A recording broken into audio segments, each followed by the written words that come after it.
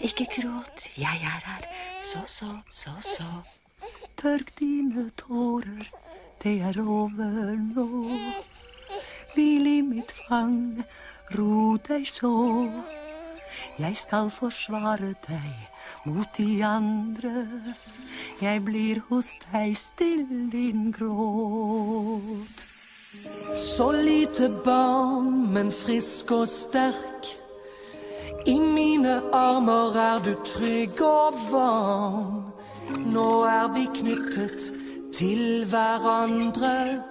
Jeg blir hos deg, still din gråt. For nå er du mitt barn. Ja, nå er du mitt barn.